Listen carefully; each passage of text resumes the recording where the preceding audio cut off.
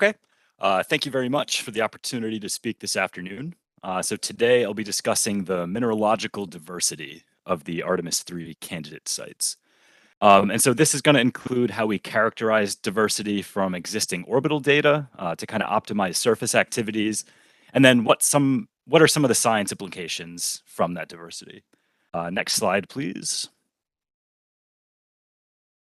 So rock and soil samples that we'll be collecting in the South Polar region are relevant to several high priority science questions that have been outlined in various guiding documents. I've highlighted a few of those here. Next slide. And these goals have fed directly into NASA's recently published Artemis 3 Science Definition Team report. And a lot of the ones I'm going to be talking about today have been succinctly captured in Goal 1B. And that's to probe planetary differentiation and evolution processes, including formation of a magma ocean, crust, mantle, and core.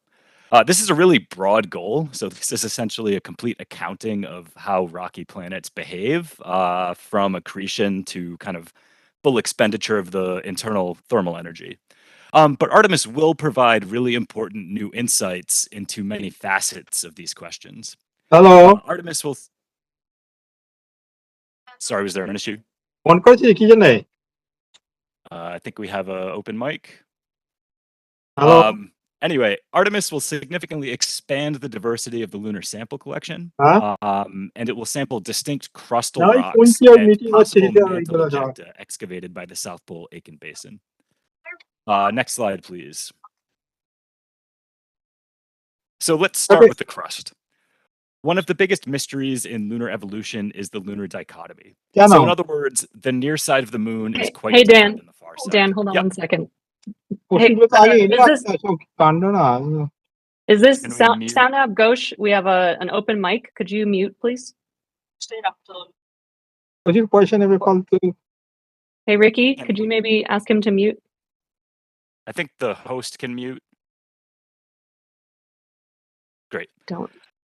Okay. Thanks, Dan. So the lunar dichotomy. Yeah, the near side crust is much thinner, as indicated by Grail data we're showing in the upper left. The near side also exhibits a much higher degree of volcanic activity. So what's the root cause of these differences? Artemis is really well suited to answer some of these questions. So as illustrated on the bottom left, Artemis is situated within a transition zone between the thin near side crust and thicker far side crust. So on the right here, I'm showing a map of plagioclase abundance that's been derived from Kaguya data. And the location of the 13 Canamet Artemis regions is overlaid.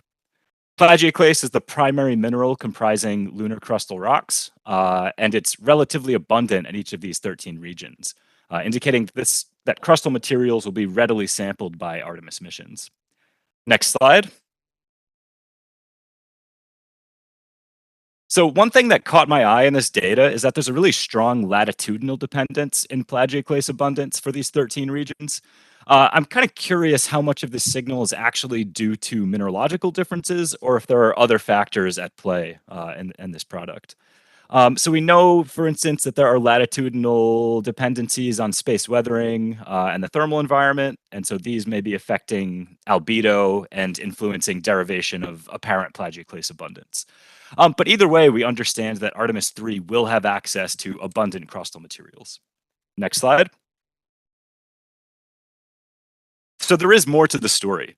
On the right-hand side, in the Kaguya plagioclase map, I'm showing a dashed red circle, which is highlighting a Munson crater. This exhibits a relatively smooth floor and a lower plagioclase abundance in the surrounding material. This could be suggesting the presence of volcanic fill. So maybe we have an opportunity to sample volcanic materials far removed from the PKT.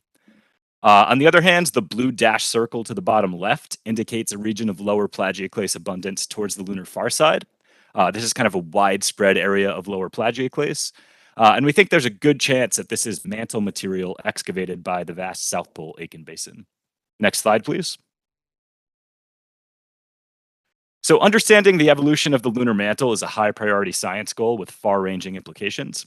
There are currently no confirmed mantle materials in the lunar sample collection, so identifying and characterizing these materials exposed in the lunar surface is critically important to advancing lunar science. We've recently published a series of papers looking at possible mantle excavations by SPA. This topic will be discussed in more detail in the next talk. But our findings suggest that SPA excavated and melted large volumes of mantle material, some of which exhibit elevated thorium content. We're looking at a map of thorium abundance from Lunar Prospector here on the left.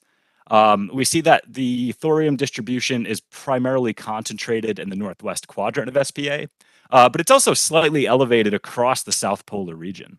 So mantle-derived SPA ejecta should be present at the South Pole. What does the spatial distribution of this material look like? Slide.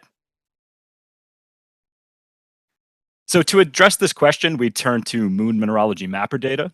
I'm not going to go into a ton of detail about this slide, but the idea is that we're using a suite of spectral parameters sensitive to the abundance and composition of mafic minerals to identify mineralogical diversity across the South Pole. Next slide, please. So here we're showing a map of 1 micron integrated band depths, which appear elevated across the South Polar region. This could be due to several factors: higher mafic content, latitudinal differences in space weathering, or observation artifacts arising from extreme illumination conditions. So is this signature real? To confirm, we've employed a multifaceted approach to understand the nature of the signature. So we're comparing the north and south poles. We are comparing independent mafic abundance parameters, and we're comparing between M-cubed emission phases. Next slide, please. So here we're showing a suite of 4 independent parameters sensitive to the presence of mafic minerals. These include band depths and integrated band depths for the 1 and 2 micron spectral absorption bands. Parameters from the South Pole are in the top row, and corresponding maps for the North Pole are below. That's a little counterintuitive.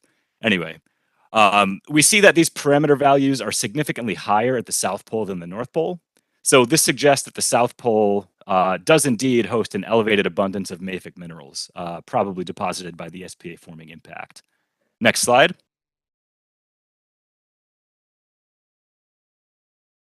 M-cubed also operated in several distinct optical periods with differing illumination geometries, orbital altitudes, and detector response.